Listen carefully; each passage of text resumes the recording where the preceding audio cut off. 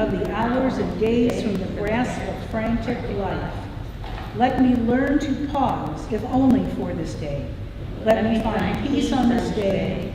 Let me enter into a quiet world this day. On this day, the Shabbat of Abad. And now we turn to page 10 for the opening hymn, which is Ma Yafeh Hayom. Ma Yafeh Hayom, Shabbat Shalom. Ma Yafeh Hayom, Shabbat Shalom. Shabbat, Shabbat Shalom. Shabbat, Shabbat Shalom. Shabbat, Shabbat Shalom. Shabbat Shalom. And now it is my pleasure to call up Renee Rothschild to light the candles on page 2.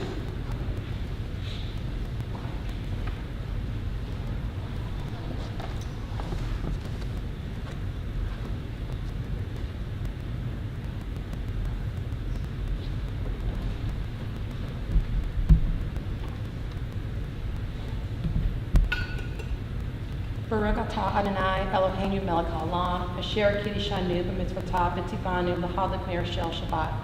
Blessed are you, Adonai our God, sovereign of the universe, who hallows us with mitzvot, commanding us to kindle the light of Shabbat.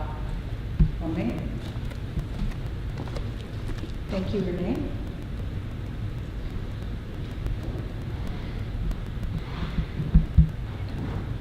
Okay, we are now going to page 14. And I will read the top part, and if you would respond, reading the second part at the top. Sing to Adonai a new song. Sing to Adonai all the earth. Sing to Adonai, bless God's name. Proclaim God's victory day after day. Tell of God's glory among the nations, God's wondrous deeds among all peoples. For Adonai is great and much acclaimed. God is held in awe by all divine beings. All the gods of the people are mere idols, but Adonai made the heavens. Glory and majesty are before God. Strength and splendor are in God's temple. Let the heavens rejoice and the earth exult. Let the sea and all within it thunder. The fields and everything in them exult. Then shall all the trees of the forest shout for joy at the presence of Adonai, for God is coming. For God is coming to rule the earth. God will rule the world justly, and its people in faithfulness. Page 24.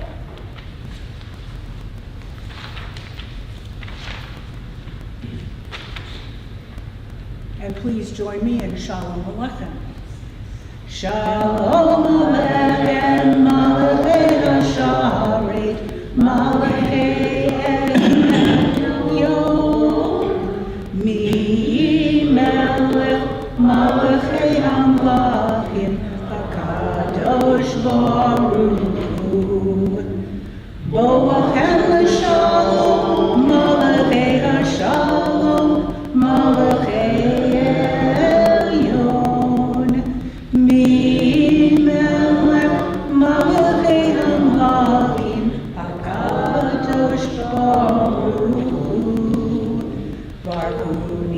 Shalom, Malachei HaShalom, Malachei Elyon, Mi Melech, Malachei HaMlachim, HaKadosh Baruch Hu. Say, and the Shalom, Malachei HaShalom, Malachei Elyon, Mi Melech, Malachei HaMlachim, HaKadosh Baruch. And we turn to page 26. Arvola, that's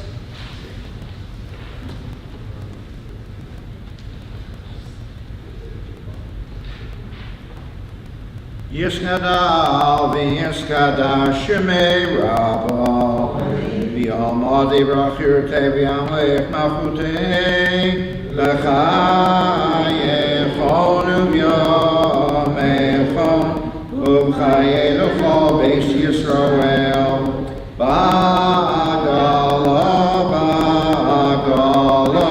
u'v'zman karev v'meru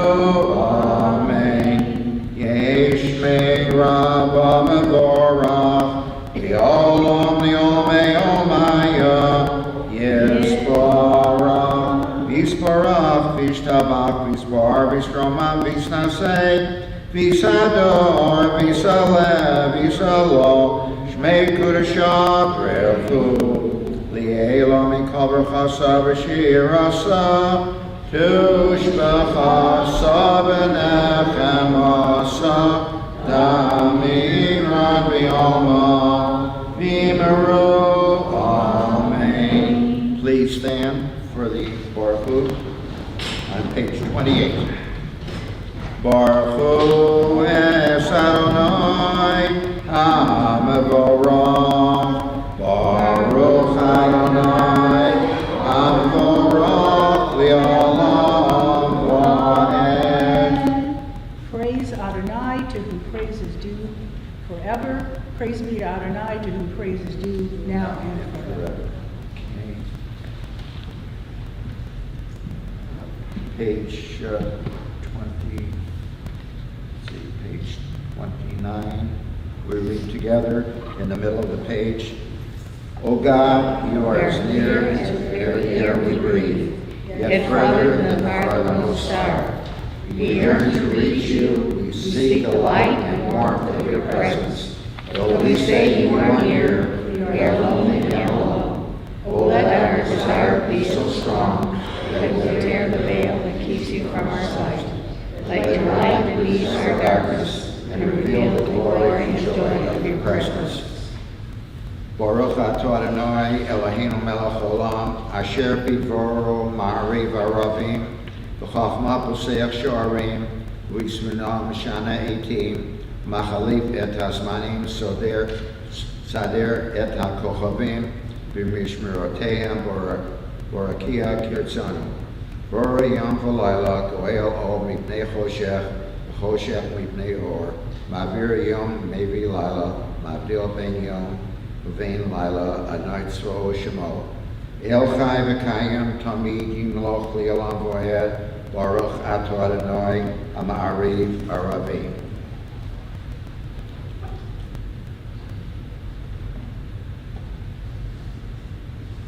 Please turn to page 33.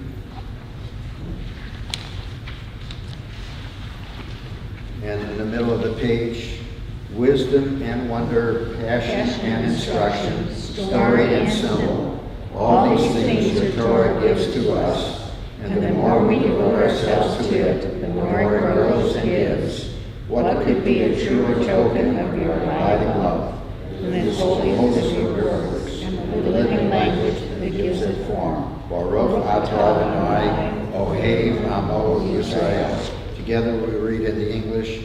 Hear, O Israel, Adonai is our God, Adonai is one. Blessed is glory, God's glory, His majesty, forever and ever. Shema Yisrael, Adonai Eloheinu, Adonai Echad, Baruch Shem, Kevod Malchuso, Le'olam Va'ed. Please turn to page 36, and we read together. 36. In the middle of the page, you shall love Adonai your God with all your heart, with all your soul, with all your might. Take to heart these instructions which I charge you this day. Impress them upon your children. Recite them when you stay at home and when you are away, when you lie down and when you get up. Bind them as a sign in your hand. Let them serve as a symbol on your forehead. Inscribe them on the doorposts of your house and on your gates. Thus you shall remember to observe my commandments, and to be holy to your God. I am Adonai your God, who brought you out of the land of Egypt to be your God. I am Adonai your God. Adonai Elohim Emes. Please turn to page 40, and we sing together the Mikvah on page 40.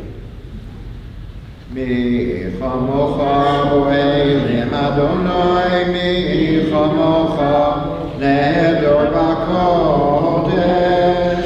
No ratilos o sefelem, no ratilos o sefelem. Malchutecha robanecha, bokei hayam lifnei Moshe Miriam. Eli anu v'yamaru Adonai lo le'olam poed. Nemar ki fad Adonai Yaakov ki alo miyad chazak mimenu baruch ato Adonai go'al Yisrael. Okay, you turn to page 40. 3. 43. And that's Sorry.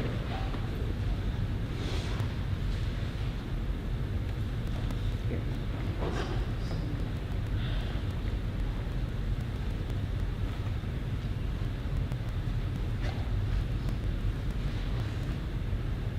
We read together at the bottom of page 43. Give us a place to rest, Adonai our God. Bring us to shelter in the soft, long evening shadows of your truth. For with you are true protection and safety, and in your presence are acceptance and gentle love. Watch over us as we go forth. Prepare for us as we return. Spread over shelter of peace over all we love, over your Jerusalem and yours. Baruch atah Adonai, haborei sukkah shalom, aleinu ve'al kol Yisrael, v'imru, amen. And turn to the top of page 44, where we will sing the Shamaru, and I will wish Sharon Gesundheit. Shamaru v'nei Yisrael, et ha-Shabbat, לעשות את השבת לדורותיו ברית עולם. ביני ובין בני ישראל, אותי לעולם, אותי לעולם. ושמרו בני ישראל את השבת, לעשות את השבת לדורותם ברית עולם. כי ששת ימים עשה אדוני את השמיים ואת הארץ. ושמרו בני ישראל את השבת, לעשות את השבת לדורותם ברית עולם. וביום השביעי שבת וינפש, שבת וינפש, שבת וינפש. ושמרו בני ישראל את השבת, לעשות את השבת לדורותם ברית עולם.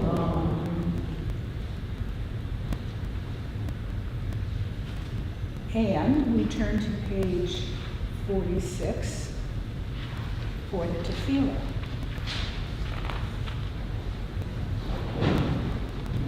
And Harvey Lee.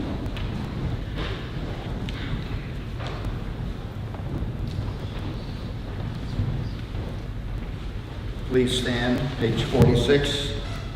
Adonai Sephot Ha'ikah Ufi Yadi Tehilatecha.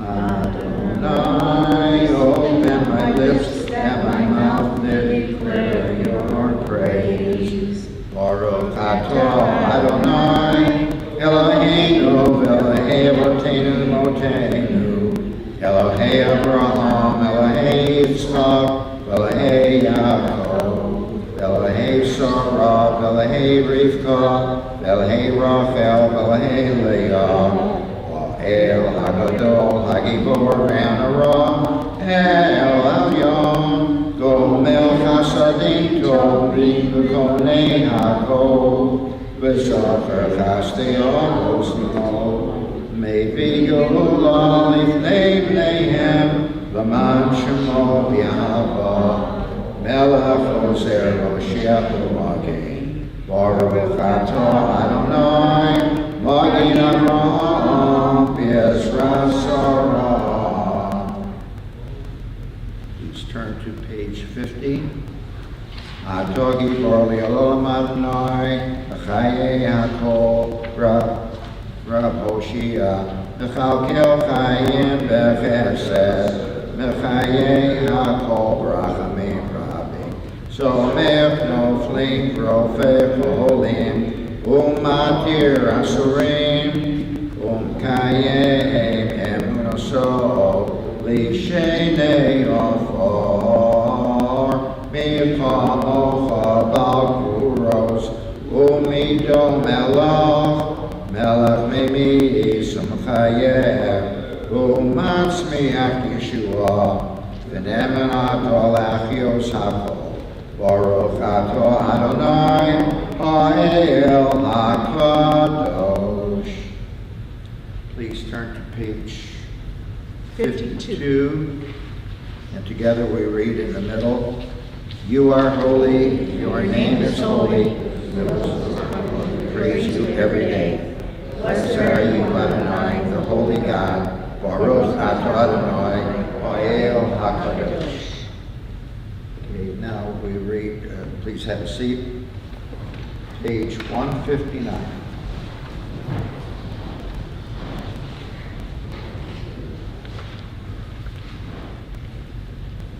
In the middle, Atah Kadosh, Shimcha Kadosh, Kadoshim, Mechal Yom Yahalucha Selah, Baruch atah Adonai, Ha'el HaKadosh. Okay.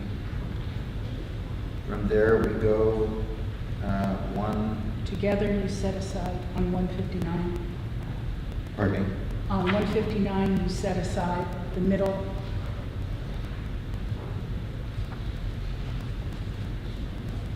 Sorry, 159 in the middle.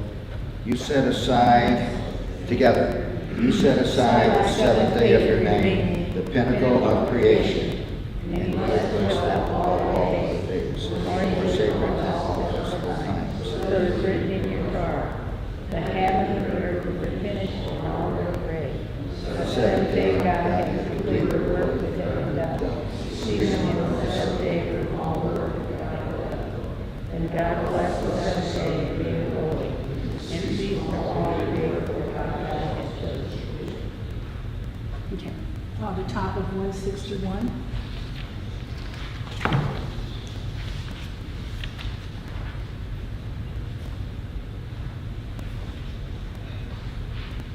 Ritzei Adonai Eloheinu B'Amcha Yisrael Utefilatam B'Ahavat Utik Abel Utki Liratzon Tamid Avot Yisrael Amecha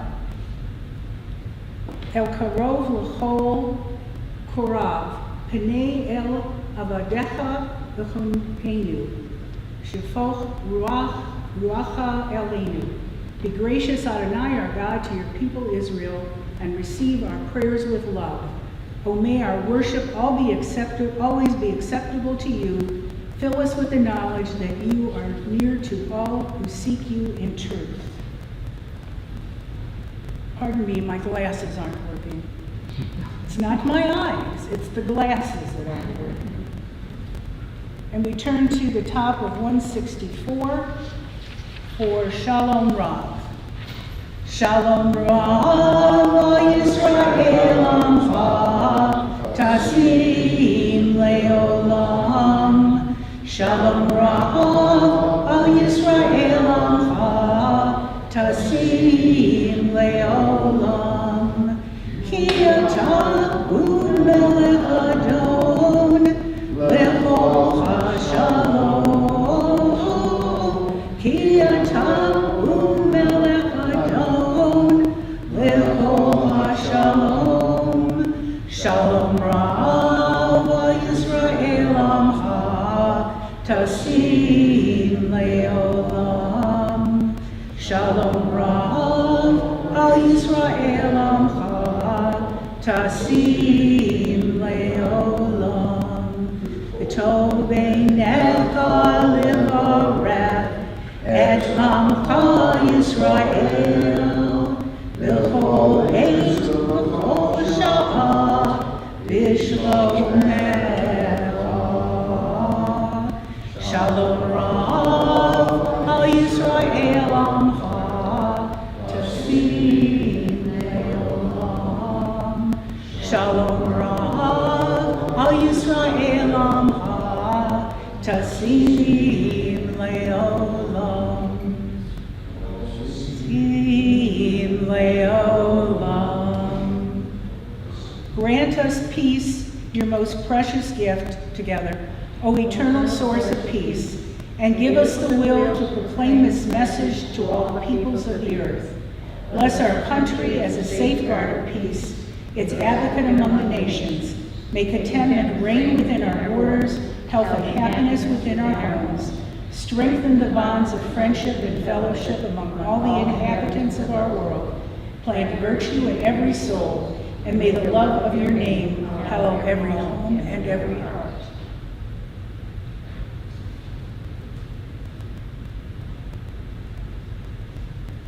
Please take a moment for personal and private meditation.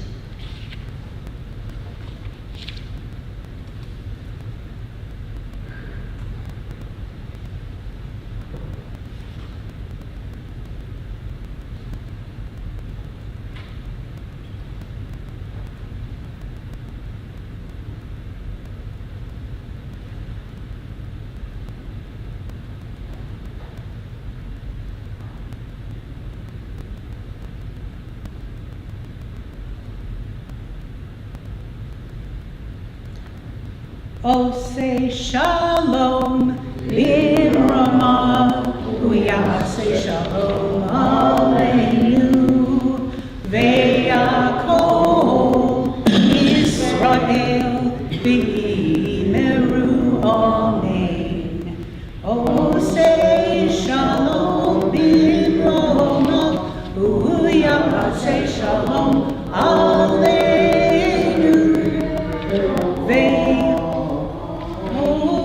Israel, v'yimeru amen. You guys aren't singing loud enough to cover up my mistake. And now we turn to page 253. For the Mishavera.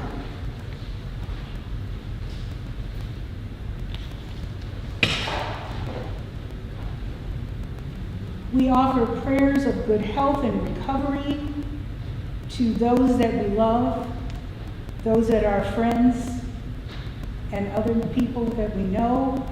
Are there any friends, family that you would like to name? Harry Burwitz. Go ahead. My sister, Margarita. Elaine Piltz and Howard Piltz. And Judy Foster. Mary Donna Hirschhoff, Ron Pollock. Okay. May the ones who blessed our ancestors Abraham, Isaac, and Jacob, Sarah, Rebecca, Rachel, and Leah, bless and heal those who are ill. May the Blessed Holy One be filled with compassion for their health to be restored and their strength to be revived. May God swiftly send them a complete renewal of body and spirit, and let us say, Amen. Mishamera Avotenu Mikora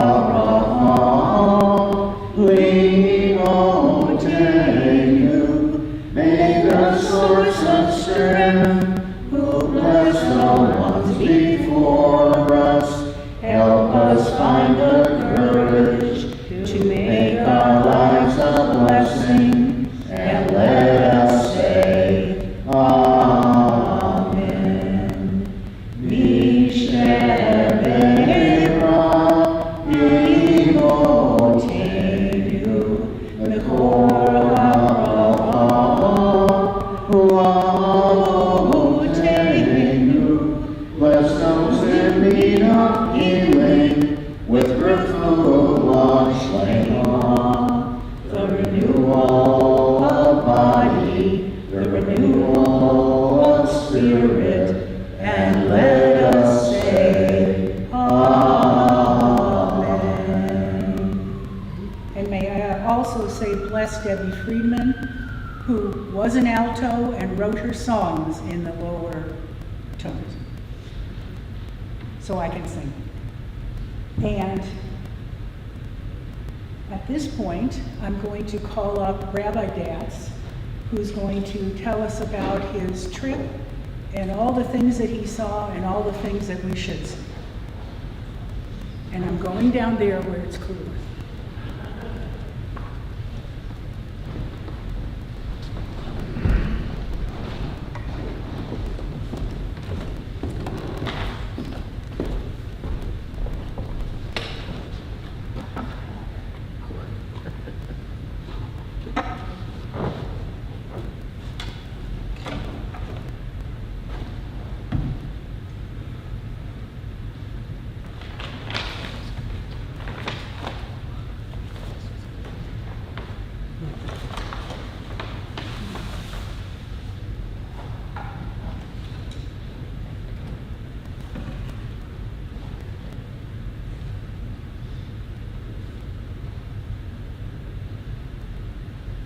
Last week I presented to the temple a 19th century silver toriad which I had rescued from a dusty shelf in a hole-in-the-wall antique shop in Backer beyond Romania.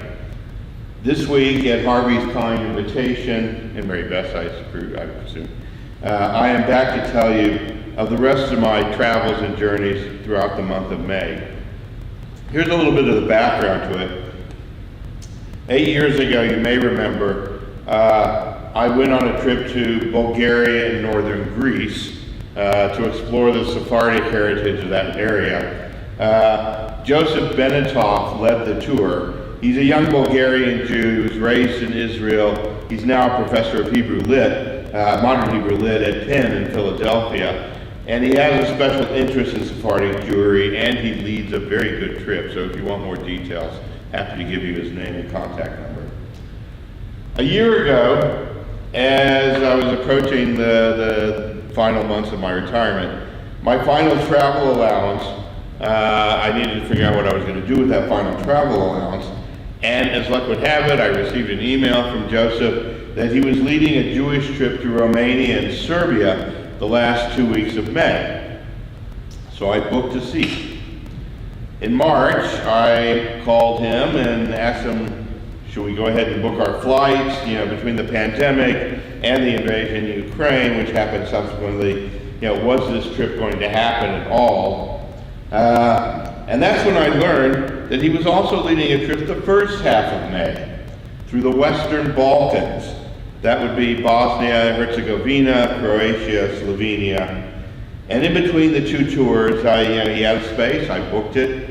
And in between the two tours, I also spent 3 nights in Budapest and 4 nights in Vienna. Some of the highlights. On tour number 1, this was the Western Balkans, we started in Sarajevo, went to Mostar, Dubrovnik, Split, Zadar in the Lake District, Zagreb, Ljubljana, Trieste, Italy for an afternoon, and then back to Ljubljana. I don't know if any of you have been to that area or not. Very, very lovely. It's the coastal Adriatic, it's just beautiful. The second tour, second half of May, concentrated on Romania and Serbia. We began in Bucharest. We went north to the university city or town of Cluj, drove through the countryside, drove across Transylvania, spent a day and a half in Sziget, which is the birthplace of Elie Wiesel, went to Szeged, Hungary, which is a university town in the eastern part of Hungary, and finished up in Belgrade. We saw places of Jewish interest, synagogues and cemeteries, synagogues and more cemeteries, and Holocaust memorials, as well as places of general interest. The bridge where the Archduke was shot, leading to World War I, wooden churches, the castle supposedly owned by Dracula, although history and legend seem to be at odds on the real facts of this, as well as the megalomaniac monstrosities of Ceausescu's Romania. It's a region of great beauty, great contrast, of sadness and renewal. For example, Bucharest was once known as the Paris of the Balkans. Broad avenues, stately 19th century architecture and mansions, much of it now in decay following war, communism, and Ceausescu. But much of it is now undergoing revival and restoration in a newly freed and democratic Romania, and a very young country, a lot of youth, a lot of energy, a lot of this going through restoration. Dubrovnik and Split, of course, are beautiful as they always have been, pearls on the Adriatic. And the Jewish story, in some ways, is a reflection of this, but in some ways uniquely different, of course. Once large and thriving Jewish communities are but a remnant, struggling to survive, if they even exist at all. For example, Zagreb had a synagogue. It was destroyed during World War II. Now has a Jewish center and a 3-story building that combines a hall, a worship space, and a kind of a community center space. Ljubljana, Slovenia, a lovely small city with Jews Street, but no Jews. Mostar, which you may or may not have heard of, it's in, I think, in Bosnia. It was on the way to Dubrovnik. Mostar is in the throes of building a new synagogue. It's hard to fathom why, since there aren't really any Jews left there, but somebody's funding it, so they're building it. Dubrovnik has a small but still functioning synagogue, looked after chiefly by 2 elderly sisters. Split, also on the Adriatic, has a small functioning synagogue not far from the magnificent temple of Diocletian. In Split, I also discovered the works of a sculptor named Mestrovic. I don't know if you've ever heard the name. Split was in Croatia. Yeah, Croatia. He's kind of a Croatian sculptor of great fame. He spent some years in exile during the Tito years, exiled in South Bend, Indiana, and serving on the faculty of Notre Dame. So now some people would consider just, South Bend, Indiana, more exiled than Yugoslavia, but his works are absolutely fabulous. I got to tell you, I saved a pamphlet. There's a museum there outside of Split. He worked in all medium. You can look at this afterwards if you're interested. He has some sculptures that are still on the campus, apparently, of Notre Dame, which I hope to get to sometime this summer. He did some wonderful wood carvings, wood relief carvings that are designed to line an entire chapel. It's the most stunning thing you've ever seen. So, again, it was Jewish, it was not Jewish. Trieste, of course, it's a lovely city in Italy. I was there maybe 30 years ago. Trieste has the most magnificent synagogue. It was built in the early 20th century when the community was at that time around 10,000. It's still functioning, although the community is maybe 2,000 today. And as I say, it's again, you can leaf through this, it doesn't do it justice. But truly, just a stunning, magnificent synagogue, which is still active. Incidentally, Trieste, and this was the other reason we went there of Jewish interest, Trieste, it was in the public plaza or square of Trieste, where Mussolini formally announced the Jewish race laws when they were introduced to Italy in World War II. Bucharest, the Paris of the Balkans, has a functioning synagogue, also magnificent, and a day school alongside of it, as well as a smaller synagogue a few blocks away, which is now being used as a Holocaust center. Szeged, the Hungarian university town, has a stunningly beautiful synagogue. Have you ever heard of the Doheny Street Synagogue in Budapest? Well, it's the largest synagogue in Europe, I believe, and it's still active. The synagogue in Szeged was designed by the same architect. It's only a little bit smaller, but every bit as grand. Much of it designed, many of these synagogues were designed in what came to be called the Moorish style, M-O-R. You'll recognize it. It's usually kind of this terracotta and white striations. Very often comes with some kind of an onion dome on top, or towers on either side with twin onion domes. It kind of became the trademark architectural style for a lot of synagogues in that era and that area. Szeged, the birthplace of Elie Wiesel. The family home is now in the process of being turned into a museum. But the other interesting thing about Szeged was where the Satmar Rebbe lived. It's where, if you've ever heard of the Satmar sect, they're extreme, or I mean beyond extreme, or beyond ultra-Orthodox, to the point where they're actually anti-Zionists. They actually work to undermine the state of Israel and so forth. They're still largely based in New York City and run by the Teitelbaum family. They have a cemetery in Szeged, which they do a very fine job of caring for. There's one oddity about it. Outside that cemetery, I've never seen this before, there's a tower that looks for all the world like a sentry tower, and it's evocative of things you wouldn't want to associate with. Designed for Kohanim who have to attend a funeral but aren't allowed to go into the cemetery. So they stand in go to the sentry tower and watch as things unfold. Also in Szeged, a few miles away, is a new mikvah and synagogue building, which is being funded by the Teitelbaum family. It's a multi-million-dollar building, right? Marble, and a lot of us were outraged that this is how they would choose to spend their money building this magnificent, opulent building for a community that doesn't really exist, unless they're planning on moving back there. I don't know, maybe that's the ultimate plan. Belgrade, too, has a functioning synagogue. Sarajevo had 3 synagogues. One is now being used by the municipality as a puppet theater. One is now closed. And there is one that is still functioning, which requires a little bit of explanation. Again, it was one of these very grand synagogues.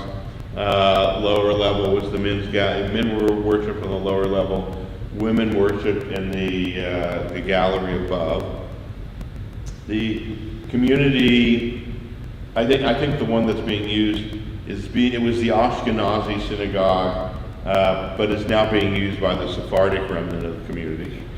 And what they've done, again, it's a concession to realities. What they've done is basically the bottom level. Imagine the synagogue here, for example. The bottom level is now kind of a social hall or a storage hall or whatever. And the women's balcony, which was kind of a U shape around is now completely floored and covered over. And that's what they're using as a synagogue.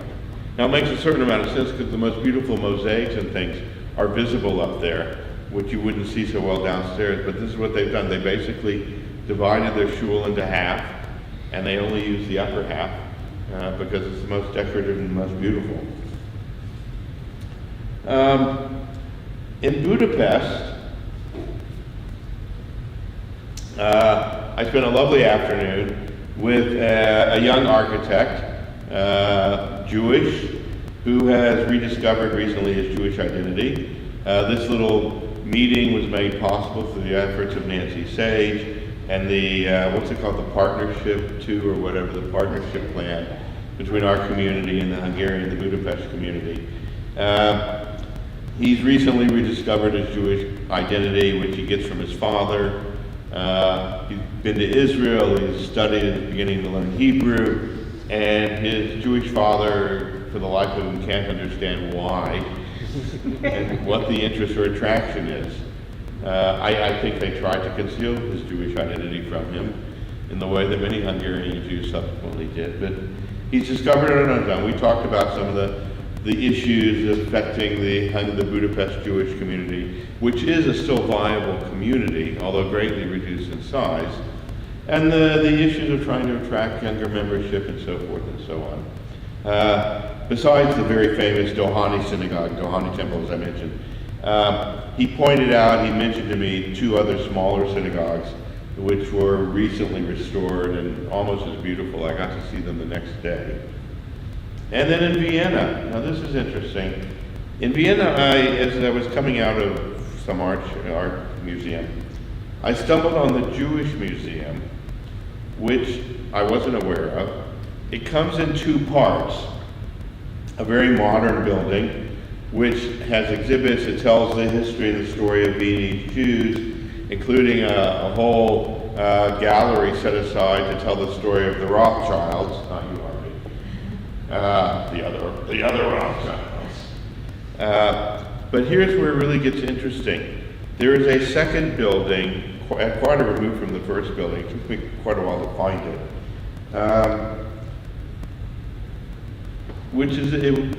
It's in an area that was known as Jews Street or Jews Plaza, whatever it was. And they wanted to erect a Holocaust memorial there. In the course of excavating and preparing for the Holocaust memorial, they found, to their great surprise, archaeological ruins of a much earlier Jewish community beneath the ground. It's thought that the history of Viennese Jewry only really begins around the mid-19th century. There had always been suspicions that there might have been a smaller Jewish community dating back to medieval times, and these archaeological ruins prove them correct. And so what they've done, they built the Holocaust Memorial at street level above ground, and underneath they've done a wonderful job of opening up and preparing these archaeological remains for viewing. So you go downstairs and you walk around, and a nice little light show where you pop up what it would have looked like in its time and what it looks like now. Really of great interest. Just a few more thoughts or insights, and then I'll conclude this evening. Budapest and Vienna. These gorgeous twin imperial capitals are why I feel so ambivalent about Europe. On the one hand, all the history, the beauty, the culture, the civilization. Yeah, a lovely Mozart concert with the orchestra in period garb that I fell asleep in the middle of and started snoring, but that's another story. All the culture, all the history. And on the other hand, so much Jewish blood everywhere you go. And it's inescapable. Some of you may have heard about the Holocaust Memorial in Budapest, the so-called Shoes Memorial. It's not too difficult to find. On the shore of the Danube River, in addition to some explanation markers, you'll find a bunch of shoes lining the edge that have all been bronze. They're all made out of bronze. They're all period shoes from the 1930s, but all made in bronze now. The story behind it is this. It was the winter, I'm guessing it was sometime in the winter of 1944. And they rounded up a bunch of Hungarian Jews. Maybe they'd been in hiding, I don't know, but they rounded up a bunch of Hungarian Jews, men, women, and children, elderly and women and children, lined them up on the shores of the Danube, made them take off their shoes, because shoes were very valuable during wartime. lose Jews but don't lose shoes, I guess was kind of the philosophy. They lined them up along the banks of the Danube, tied their hands together, shot a few of the elderly ones, I believe, and when they fell into the icy waters of the Danube, took the rest of them down with them, of course. Some Hungarians are very much aware of the story, not all, of course. But as I say, it's down the river, you've got the most beautiful parliament building in the world, and up the river, you've got these bronze shoes that tell a whole different story. And it's difficult to reconcile the two. Another interesting feature of this region is the interface between the Austro-Hungarian, the Ottoman, and the Russian empires. Some of the history is violent and full of conflict, but a lot of the history of the region also reflects a certain creative pluralism between Catholic and Orthodox churches, between Sephardic and Ashkenazi synagogues. Even the synagogue architecture, as I say, dominated by the so-called Moorish style, reflects this kind of creative confluence. Many of the most magnificent of these cathedral, I call them cathedral synagogues, were the gift of Hungarian Jewry. And I wondered about that. Why the Hungarian Jews, and where was all this money coming from, and so forth and so on.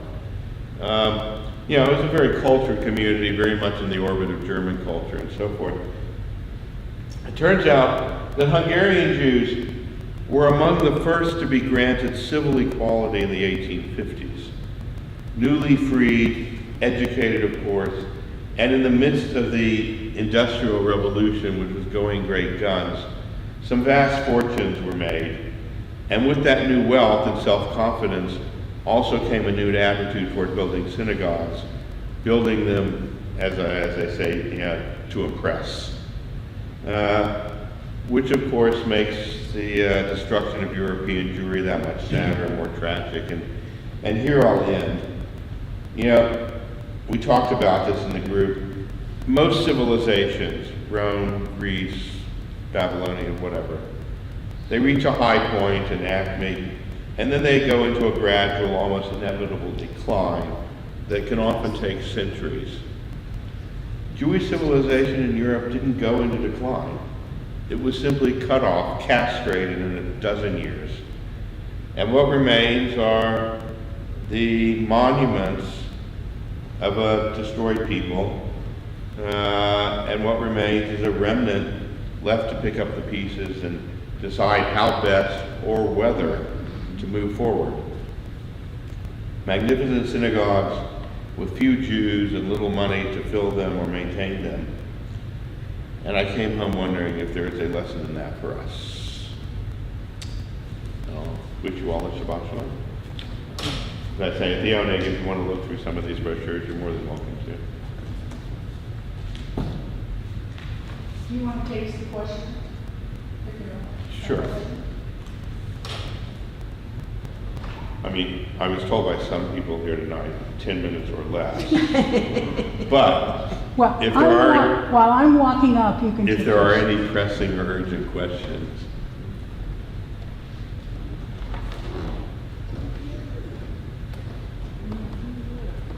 Okay, never mind. Harvey?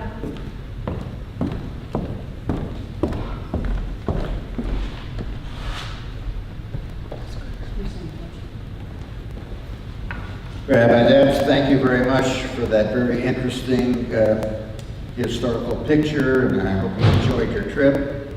And the rabbi is taking reservations now for his next trip back to Europe, and he'll be happy to sign you up. So, Rabbi, thank you again. We turn now to page 282, and I will open the art. Please stand.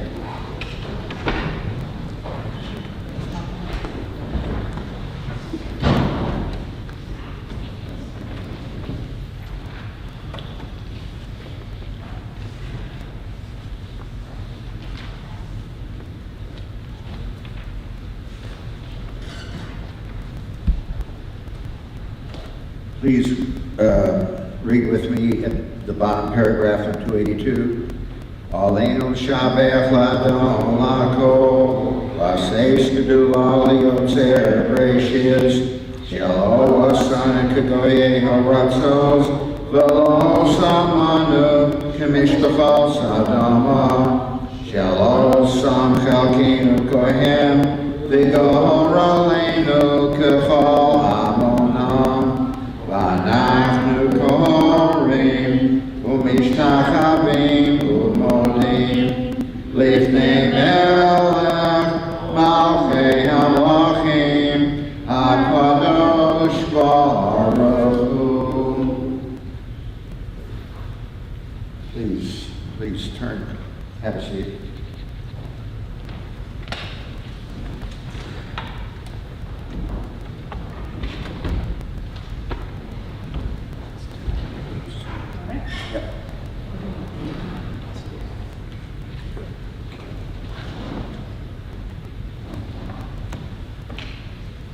Please turn to the next page, the top of 285.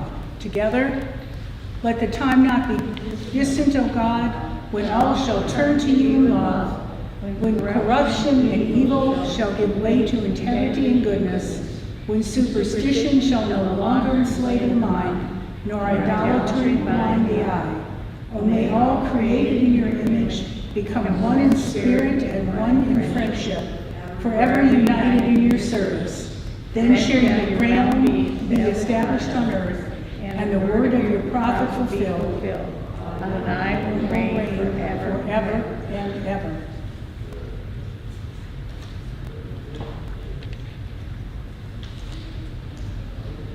Go ahead. And Mar Ohayo Adonai, the Melech HaKodesh, Bayom Hahu, Bayom Hahu, Yeh Adonai Echad, Ushamo, Ushamo, Ushamo Echad. please turn to page 88 and choose that prayer or any of those others that you want to read to prepare you for Kaddish.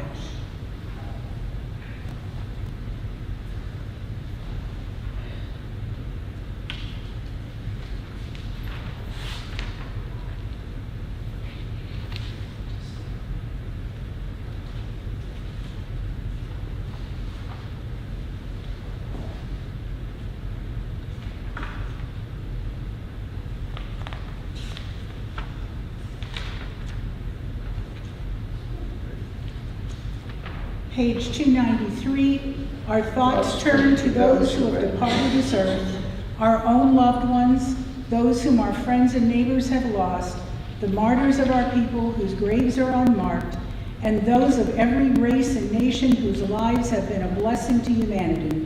As we remember them, we meditate on the meaning of love and loss of life and death.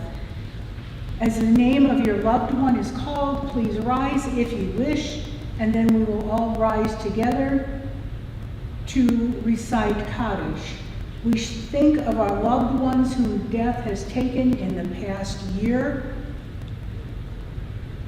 Lawrence Berlin, Gloria Cohen, John Woods, Lucas Jacob Schwartz, Eleanor Zaraski, Elaine Beneshu, Margaret Routman Schoenfeld, Jeanette Catherine Scrow, Susan Fairlieber, Istvan or Steve Kurtest, Joseph Zaraski, Dr. Arthur Frank, Dolores Rothschild, Mark Kessler, and those from prior years, Sidney Ackerman, Morton Barker, Mary D. Cohn, Jacob Arthur Pfeffer, Ellen Ruth Glasser, Marvin Glasser, Rosa Hagen, Nathan W. Hahn, Joan Josephson, Charles S. Katzenstein, Dr. Albert Luden, Elaine Myers,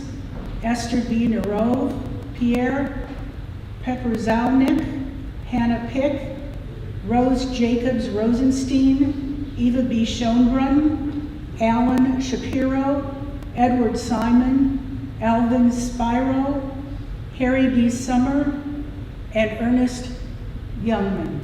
We remember these and others as we now say Kaddish on page 294. Please join with me. Yiskadal, Yiskadash, Shemei Rabbah, V'yomah Dibrach Yirtei, V'yamek Machutei, V'chayechon V'yomechon, V'chayechon B'Ish Yisrael, V'agalah B'zman Kori V'imru Amen.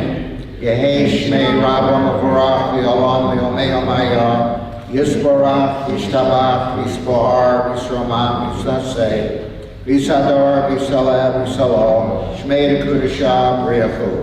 Li'elah Mikol B'Chasa V'Shirasa, Tush B'Chasa V'Nechamasa, Damiram V'Yomah V'Imru Amen.